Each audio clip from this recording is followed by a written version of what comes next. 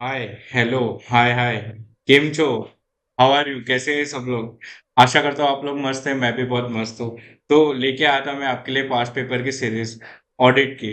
तो आज भी मैं ऑडिट का ही पास्ट पेपर्स लेके आया हूँ। तो कंटिन्यू करते हैं, अपन ऑडिट कर कंटिन्यू करते हैं जितना हो सके उतना। Without wasting any time, let start with audit.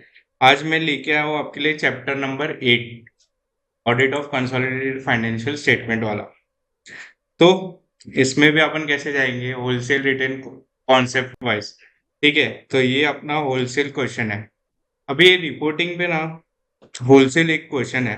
तो इसमें 5 पॉइंट्स है टोटल। इसमें से कोई भी दो एग्जाम में आ सकता है, दो बना के आ सकता है एग्जाम। ठीक है, तो लेट स्टार्ट। तो अभी इसमें पांच पांच में से पहला केस क्या है? When parent auditor is also auditor of all it's component. मतलब पेरेंट ही खुद ऑडिटर है ऑफ ऑल इट्स कंपोनेंट। तो इसमें बेसिकली वो क्या करेगा? पॉलिसी प्रोसीजर फॉलो करेगा कंपोनेंट्स के लिए भी। ठीक है, तो पॉलिसी प्रोसीजर फॉलो करेगा। अगर कोई डिपार्चर या डिविएशन है तो ऐसे 705 के हिसाब से वो देख लेगा। और अभी ग्रुप पॉइंट ऑफ व्यू, तो group balance sheet, group PNL और ग्रुप कैश फ्लो स्टेटमेंट अपना ट्रू एंड फेयर व्यू देना चाहिए। तो इसमें 4 पॉइंट क्या बनेंगे कि policy procedure for preparation and presentation of CS as per relevant accounting standard. फिर अगर कोई डिपार्चर है या डिविएशन है तो ऐसे 705 को ध्यान में रखना है। फिर group balance sheet, group PNL और group cash flow statement true and fair view देना चाहिए। अभी दूसरा केस है when parent auditor is not auditor of all company. तो वो ऑडिटर नहीं है तो कोई और ऑडिटर। तो कौन सा ऐसे याद आता है? SS 600, yes, using work of another auditor. तो रिक्वायरमेंट ऑफ SS 600 को ध्यान में रखेगा। और ये अपन किधर लिखते हैं याद करो? कौन सा? SS 706 के हिसाब से अदर मैटर पैराग्राफ में। तो अदर मैटर पैराग्राफ में हम लोग लिखेंगे कि भाई ये पार्ट का ऑडिट इसने किया है। तो हम लोग बेसिकली कैसे लिखते हैं? एग्रीगेट अमाउंट के हिसाब से, या परसेंटेज ऑफ टोटल सेल्स इसने ऑडिट किया है, परसेंटेज ऑफ टोटल रेवेन्यू इसने ऑडिट किया है, वैसा। फिर इसमें हम लोग एक स्टेटमेंट लिखेंगे, this is not to be considered और as qualification of opinion but it's a divided responsibility. मतलब हम लोग ओपिनियन हमारा डिफर नहीं कर रहा है, just it's a divided responsibility. अभी component auditor when component auditors reports on financial statement under accounting framework different है। तो उसमें ऑडिटिंग फिर अपना आएगा ऑडिटिंग फ्रेमवर्क डिफरेंट है। तो अकाउंटिंग फ्रेमवर्क डिफरेंट है। तो बेसिकली ये पॉइंट इग्नोर करने का है। इसमें खाली ये बोला है कि कंपोनेंट, जो कंपोनेंट है वो गैप गैप के अंडर अपना ऑडिट बनाएगा। तो इसमें अभी अभी ये अकाउंटिंग फ्रेमवर्क डिफरेंट है। तो हम लोग परफॉर्म करेंगे क्या ऑडिट? नहीं। तो इसमें अपना पेरेंट ऑडिटर, जो पेरेंट का जो मैनेजमेंट है वो गैप कन्वर्जन करेगा। तो पेरेंट मैनेजमेंट गैप कन्वर्जन करने का, और हम उस पर ऑडिट करेंगे फिर। या तो दूसरा तरीका क्या हो सकता है कि कंपोनेंट अपने एंड से ऑडिट करवा लेगा लोकल ऑडिटर से, और हम लोग फिर डिसाइड करेंगे कि वो ऑडिटर पे हमको रिलाई करना है कि। ठीक है, तो इसमें मैंने देखो मार्किंग कर किया उतना लिखा तो बस है। तो पहले क्या है, पेरेंट का मैनेजमेंट गैप कन्वर्जन कर लेगा, फिर उसको अपन ऑडिट कर लेंगे। ठीक है, दूसरा अल्टरनेटिवली कंपोनेंट ऑडिटर जो है वो अपने एंड से लोकल ऑडिटर से ऑडिट करवा लेगा, और हम लोग फिर उसका उसको रिलाई करना है कि नहीं चेक करेंगे। The principal auditor can decide whether और not to rely on component audit report and make reference to it in audit report on CFS। फिर अभी ऑडिटिंग फ्रेमवर्क डिफरेंट है। ठीक है, तो नॉर्मली इंडिया में क्या फॉलो होता है मालूम है? Indian gas. ये वाला गैस नहीं रे, इंडियन गैस फॉलो होता है। ठीक है, तो उसको कंसिस्टेंसी मेंटेन करने के लिए जो कंपोनेंट है, कंपोनेंट का हम लोग फाइनेंशियल स्टेटमेंट बनाएंगे वो इंडियन गैस के हिसाब से बनेंगे। समझा? इतना सिंपल है। और अभी ये कंपोनेंट ऑडिट ही नहीं हुआ। वेरी गुड, कंपोनेंट ऑडिट ही नहीं हुआ तो अपने लिए तो काम बढ़ रहा है ना, हम लोग मांगेंगे। तो या तो principal auditor himself will do component audit, या तो किसी और कोई और करेगा और फिर हम लोग चेक करेंगे। फिर अभी फिर भी अगर कंपोनेंट अगर अनऑडिटेड रहता है, ठीक है, तो फिर अपने को पता है ऐसे 705। तो फिर भी अगर कंपोनेंट अनऑडिटेड रहता है तो हम लोग एक क्वांटिटेटिव और क्वालिटेटिव फैक्टर्स दोनों ध्यान में रखेंगे। और फिर गाइडेंस जो ऐसे 705 में वो हम लोग उसको यूज करते हुए अपना ओपिनियन दे देंगे। ठीक है, वो गाइडेंस है ऐसे 705 में, तब भी करेंगे। तो मस्त क्वेश्चन था। तो रिपोर्टिंग का क्वेश्चन एक बार फटाफट रिवाइज करते। तो पहला क्या था, component when parent auditor is also auditor, तो पॉलिसी प्रोसीजर यूनिफॉर्म करेगा, तो वो करेगा। और group balance sheet, PNL, sorry deviation या डिपार्चर रहेगा तो 705 के हिसाब से देख लेगा। और group balance sheet, PNL, cash flow should give true and fair. अभी वो not, he is not auditor, और तो दूसरा ऑडिटर है, तो रिक्वायरमेंट ऑफ एसएस 600 वो हम लोग अदर मैटर पैराग्राफ में लिखेंगे तो 706 में। फिर और अकाउंटिंग फ्रेमवर्क डिफरेंट है, तो गैप कन्वर्जन या तो पेरेंट का मैनेजमेंट करेगा, या तो फिर लोकल ऑडिटर कंपोनेंट का ऑडिट करेगा, और फिर प्रिंसिपल ऑडिटर देखेगा रिलाई करना है कि नहीं। फिर अगर ऑडिटिंग फ्रेमवर्क डिफरेंट है तो इंडियन गैस को मद्देनजर रखना है और सबको करस्पॉन्ड करना है, और ऑडिट ही नहीं हुआ है तो अपन ऑडिट प्रोसीजर परफॉर्म करेंगे, या तो खुद या तो कोई और से करवाएंगे। और फिर देन फिर भी अगर अनऑडिटेड है तो क्वालिटेटिव क्वांटिटेटिव फैक्टर्स ध्यान में रखते हुए गाइडेंस ऑन एसएस 705 के हिसाब से अपना ऑडिट रिपोर्ट पे ओपिनियन दे देंगे। Very good. तो ये अपना होलसेल क्वेश्चन हो गया एक। ठीक है, अभी अपन चैप्टर पे आते। तो चैप्टर पे आते हैं। चैप्टर नंबर 8 का पेज नंबर है ये। ठीक है, अभी नॉर्मल बहुत सिंपल और छोटा चैप्टर है, फटाफट करते। नवंबर 22 में आया था ये। तो चांसेस, अभी कुछ भी स्टेटमेंट देना गलत हो जाएगा तो करके जाते हैं।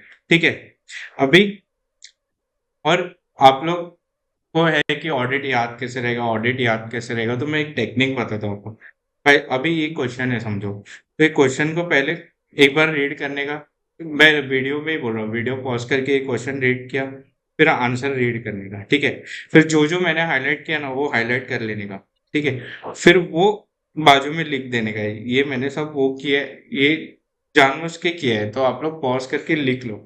फिर इतना लिखा हो इतना ही पढ़ो खुद के राइटिंग का, और 2 बार मेरा लेक्चर सुनने से वैसे ही याद रह जाए। तो इतना आपको करना है। Audit is cake walk. 50 लाना डिफिकल्ट नहीं है ऑडिट में, एग्जामेशन लाना डिफिकल्ट है बट नामुमकिन नहीं। ठीक है, सो अभी क्वेश्चन नंबर 1 क्या है, एच कंपनी है। ठीक है, उसकी 2 सब्सिडरी आर और एस। तो ये डब्ल्यू यूज करता है, ये एसएलएम यूज करता है। तो उसमें बोलते हैं कि कोई इश्यूज आएगा। तो अभी इसमें ये कौन सा मसला आएगा इसमें, ये अकाउंटिंग फ्रेमवर्क इज डिफरेंट, तो उसका मसला जो प्रीवियस क्वेश्चन में लिखा वो लिखने का। अभी अपने को इंडिया से 8 तो आता है, अपन पढ़ के आए एफआर में। नहीं आता है तो भी change in method of depreciation is accounting estimate and not an accounting policy. ठीक है, तो एंटिटी अपने हिसाब से डेप्रिसिएशन का मेथड सिलेक्ट कर सकता है, जैसे उसका एक्सपेक्टेड पैटर्न ऑफ कंजम्पशन रहेगा या फ्यूचर इकोनॉमिक बेनिफिट्स आएगा वो हिसाब से, तो अपने हिसाब से मेथड ऑफ डेप्रिसिएशन अलग रख सकता है। सो ये अकाउंटिंग एस्टिमेट में चेंज है, ना ही अकाउंटिंग पॉलिसी पे, तो कुछ वो करस्पॉन्ड करने का जरूरत नहीं है। तो इसका अल्टीमेटली कंक्लूजन वही है कि वो दोनों डिफरेंट यूज कर सकते हैं मेथड, और ये चेंज इन अकाउंटिंग एस्टिमेट है, पॉलिसी नहीं। तो ये एक सिंपल क्वेश्चन आया था। अभी क्वेश्चन नंबर 2, ये थोड़ा ट्रिकी क्वेश्चन है। ठीक है, तो एच लिमिटेड है, इन्वेस्टमेंट कंपनी है। ठीक है, फिर ये देखो, company obtains various funds from investor वगैरह वगैरह वगैरह। ठीक है, अभी need to consolidate all accounts of any such investing company with those of H Limited in accordance with Section 129(3) of Companies Act, and which conclusion no exclusion from consideration. Analyze the issue and give your views. तो अभी ये question आया ना, normal question आया ना section का, तो अपने को ना ये स्टेटमेंट लिखना है कि एज पर सेक्शन 129(3) कि as per section 129(3) कि in addition to its financial statement it should include consolidated financial statement also. ये देखो, ये in addition to its own financial statement it shall prepare financial statement of component of all the companies and subsidiary in same form and manner as of its own. ठीक है, तो ये एक statement लिखने गए। तो किधर थे अपन, हाँ, तो ये एक स्टेटमेंट लिखने का है कि as per section 129(3) it should prepare CFS of all its subsidiary in same manner in proportion as of its own. ठीक है, अभी ये कैसे बनता है अपना शेड्यूल 3 के हिसाब से। ठीक है, शेड्यूल 3 और एएस को ध्यान में रखते हुए बनता है। अभी एक स्टेटमेंट है कि सीएफएस बनाने का जरूरत नहीं if it is sufficient that it complies the provision of CFS. अभी इन्वेस्टमेंट एंटिटी है, इट शैल नॉट, ये तो अपने को आता है 1110 करके बैठे, तो investment entity shall not prepare it CFS if it is measuring its investment at FATPL. ठीक है, अभी मेजरली इसमें मतलब कंक्लूजन क्या है कि ये इंड एस 10 का प्रोविजन अपने को डिस्क्लोज करना है कि अगर वो अपने इन्वेस्टमेंट एफएटीपीएल पे दिखा है तो उसको जरूरत नहीं है सीएफएस बनाने का। और देखो ये एक कंडीशन है ना, ये एक इम्पॉर्टेंट है। ठीक है, ये लिखा नहीं है ये क्वेश्चन में, ये आप लोग लिख लो, ये भी एग्जाम में लिखना है कि parent of investment entity shall consolidate all its entity including control through investment entity subsidiary until parent itself is an investment entity. समझा? मतलब वो ये बी, ये अगर इन्वेस्टमेंट एंटिटी है ए, तो फिर उसको जरूरत नहीं है। ये देखो ये इन्वेस्टमेंट एंटिटी है, ठीक है, इसके अंडर है बी। ठीक है, ये इन्वेस्टमेंट एंटिटी है, तो ये अगर मतलब ए के point of view, if this is investment entity तो इसको जरूरत नहीं है, और अगर ये इन्वेस्टमेंट एंटिटी नहीं है तो इसको कंसिडर सीएफएस बनाना पड़ेगा। ये आपको प्रोविजंस आता है, फिर भी एक बार रिवाइज करा देगा। ठीक है, अभी ये हो गया अपना क्वेश्चन नंबर 2। अभी क्वेश्चन नंबर 3। क्वेश्चन नंबर 3 एकदम सिंपल है, डायरेक्ट क्वेश्चन है। Audit procedures to be followed by auditor in CFS. तो ऑडिट प्रोसीजर, ऑडिटर अपना क्या क्या प्रोसेस फॉलो करेगा, तो पहले तो प्रायर पीरियड्स देख लेगा कि भाई प्रायर पीरियड के वर्किंग पेपर्स देख लेगा, उसमें से उसको कुछ मिला मिला तो फिर पेरेंट का क्या प्रोसीजर है, फिर मैनेजमेंट का इंक्वायरी कर लेगा। फिर इन्वेस्टमेंट, देखो फिर इन्वेस्टमेंट के 2 पॉइंट कि review the investment of parent as well its components to determine shareholding in other entities। फिर शेयर होल्डिंग से एक, ये देखो ये लास्ट पॉइंट लिंक है, identify changes in shareholding. ठीक है, फिर एग्रीमेंट्स चेक कर लेगा, तो review joint ventures and joint agreements और review other arrangements entered into by parent.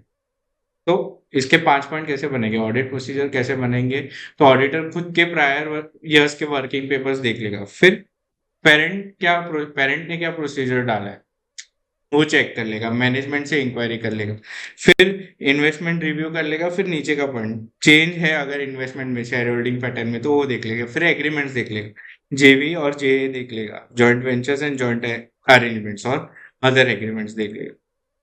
ठीक है, समझा इतना? अभी क्वेश्चन नंबर 4 पे जाते हैं। अभी एक्सक्लूजन ऑफ कंपोनेंट्स, तो दो ये एक्सक्लूजन है, बट इसमें 2 क्वेश्चन है। एक तो एक्सक्लूजन ऑफ कंपोनेंट्स और रिपोर्टिंग रीजन ऑफ एक्सक्लूजन। तो एक्सक्लूजन दो क्या क्या है, सबको मालूम है, सबको मालूम है। रिलेशन अगर टेम्पररी है तो, और सीवियर लॉन्ग टर्म रेस्ट्रिक्शन। अबे मैं इसकी रिलेशन की बात कर रहा हूँ, टेम्पररी रिलेशन और कुछ मत समझना, बहुत नॉटी हो तुम लोग यार। तो दो रीजन क्या है, क्या एक्सक्लूजन के, तो relation intended to be temporary और सीवियर लॉन्ग टर्म रेस्ट्रिक्शन। और ये एक फालतू सा लाइन है कि intermediate subsidiary in India is not required to prepare CFS. ठीक है, अभी ऑडिटर ऑडिटर ने क्या करना चाहिए ये चेक करने के लिए, तो ऑडिटर शुड सेटिस्फाई हिमसेल्फ। अरे वापस नोटिस जा रहे हो, auditor should satisfy himself that exclusion made is with in this categories. और दूसरा point verify reasons for exclusion. तो क्या क्वेश्चन क्या था, एक्सक्लूजन क्या क्या है, तो टेम्पररी रिलेशन और सीवियर लॉन्ग टर्म रेस्ट्रिक्शंस। और ऑडिटर क्या क्या देखेगा, तो ऑडिटर शुड सेटिस्फाई हिमसेल्फ कि एक्सक्लूजन की विद इन कैटेगरी है, और दूसरा क्या है कि verify reasons for the exclusion. इतना सिंपल था। अभी क्वेश्चन नंबर 5 है, वो क्वेश्चन नंबर 2 की सेम टू सेम है, सेम टू सेम।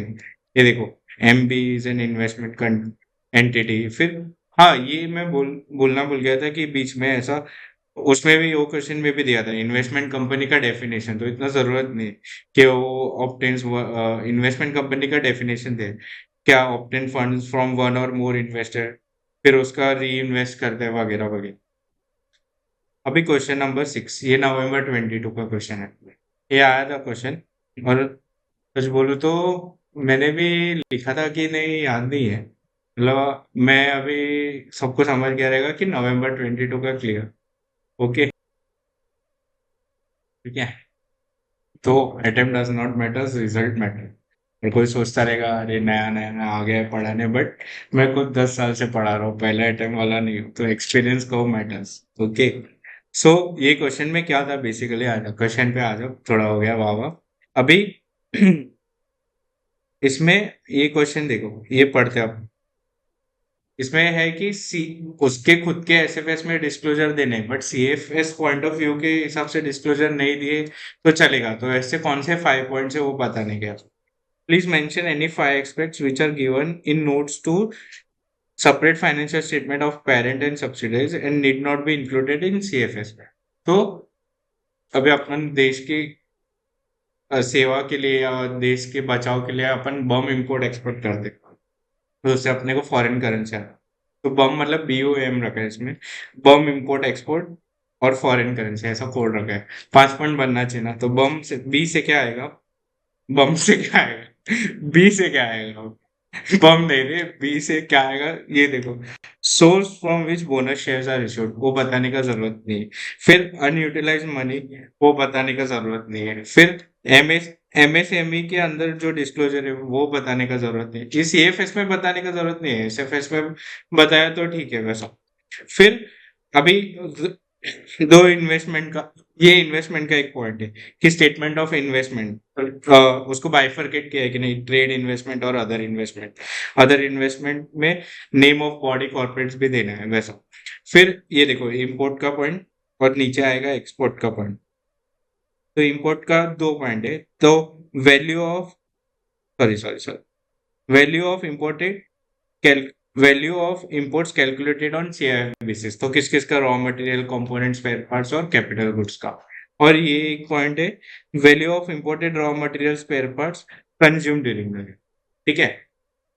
फिर एक्सपोर्ट से अपने को अर्निंग आएगा, तो earnings in foreign exchange classified as. तो अर्निंग्स कैसे कैसे आएगा, तो अपना एक्सपोर्ट्स ऑफ गुड्स से, रॉयल्टी नो हाउ से, अदर इनकम आएगा और इंटरेस्ट डिविडेंड आएगा।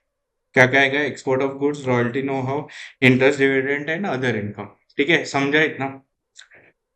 और एक दो पॉइंट ऐसे ही है फॉरेन करेंसी में जो अपन एक्सपेंस करते हैं उसके रिलेटेड। तो एक्सपेंस इन फॉरेन करेंसी वो किस में रहेगा, रॉयल्टी नो हाउ के लिए।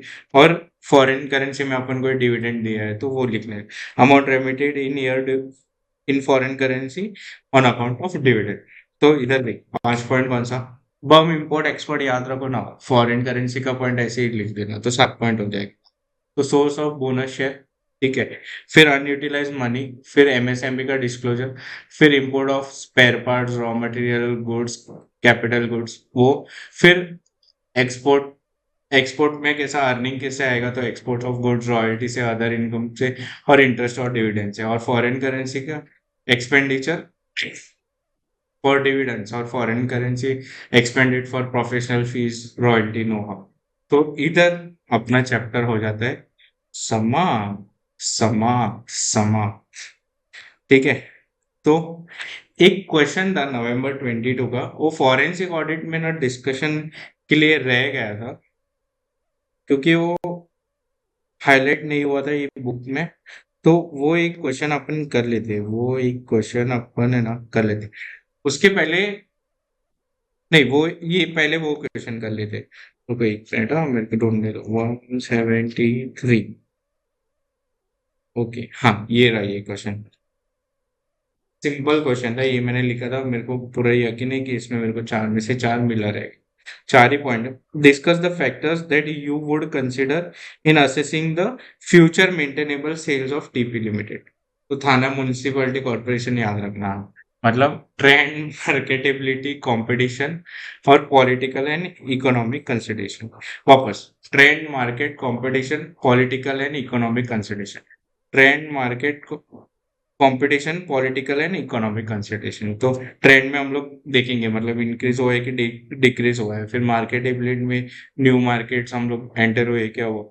पॉलिटिकल इकोनॉमिक कंसिडरेशन में गवर्नमेंट का इंटरफियरेंस। और कंपटीशन में कि हम लोग अपना शेयर मेंटेन कर पा रहे हैं कि नहीं, इतना कंपटीशन। तो ये 4 पॉइंट लिखने का था, trend, marketability, competition, political and economic consideration. अभी आप लोग ने बोला रहेगा कि थंबनेल में तो आपने चैप्टर नंबर 12 भी बोला है, तो चलो चैप्टर नंबर 12 भी कर लेते हैं। तो ये कौन सा है? चैप्टर 11। ये कौन सा है चैप्टर? अरे सर, चैप्टर नंबर 12 है ही नहीं। अरे चैप्टर नंबर 12 में कोई क्वेश्चन ही नहीं, न्यू सिलेबस में एक भी क्वेश्चन पूछा नहीं है चैप्टर नंबर 12 से। चैप्टर नंबर 12 है लायबिलिटीज ऑफ ऑडिटर, तो वो पूछा नहीं है, तो इसके लिए उसका कोई क्वेश्चन है। So here we end up our session. Okay, आप बोर हो गए रहेंगे तो एक गाना तो बनता है सर जाते जाते।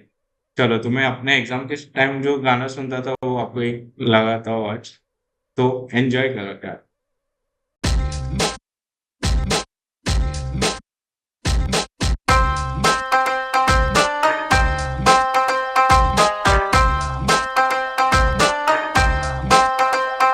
Where she at? I'm searching for this fine shorty, and it ain't like I be getting naughty. I'm for real, you know I don't play that, cause I mean it when you hear me say that. Madly searching for this fine shorty, in my world the number one hottie. Everywhere she make him go crazy, got to get me, yes, not a maybe. तेरी आँखें भूल भुलैया, बातें हैं भूल भुलैया, तेरे सपनों की गलियों में I keep looking for you baby. तेरी आँखें भूल भुलैया, बातें हैं भूल भुलैया, तेरे सपनों की गलियों में you keep driving me so crazy. दिल में तू रहती है, बेताबी कहती है, I keep praying all day, all night long.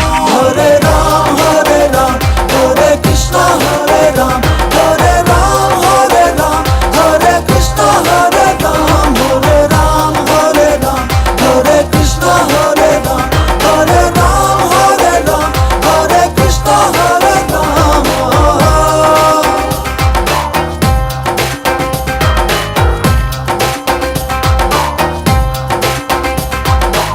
तू मेरी खामोशी है, तू मेरी मदहोशी है, तू मेरा है अफसाना, लेकिन सोहरात शिक महाबाद। तू है आवारा धड़कन, तू है रातों की तड़पन, तू है मेरी दिल जाना। तेरी हालात, तेरी जुल्फों के नीचे है मेरे ख्वाबों की जन्नत, तेरी बाहों में आके बेचैनी को मिलती राहत। My only wish is if I ever could make you mine. Everyone pray with me now all day, all night long. Hare Ram, Hare Krishna, Hare Ram, Hare Ram, Hare Krishna, Hare Ram, Hare Ram, Hare Krishna, Hare Ram, Hare Ram, Hare Krishna, Hare Ram.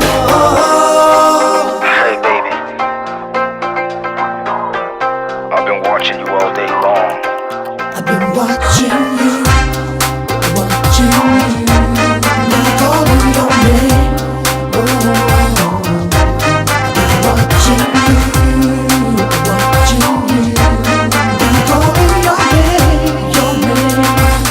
all day, all night long.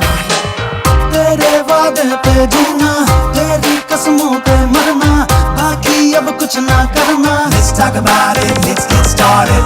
चाहे जागा या सोया, दीवानेपन में खोया, दुनिया से अब क्या डरना. One look and life is all party. तेरे एहसासों की गहराई में डूबा रहता हूँ, तू मेरी जान बन जाए, हर लम्हा रब से कहता हूँ.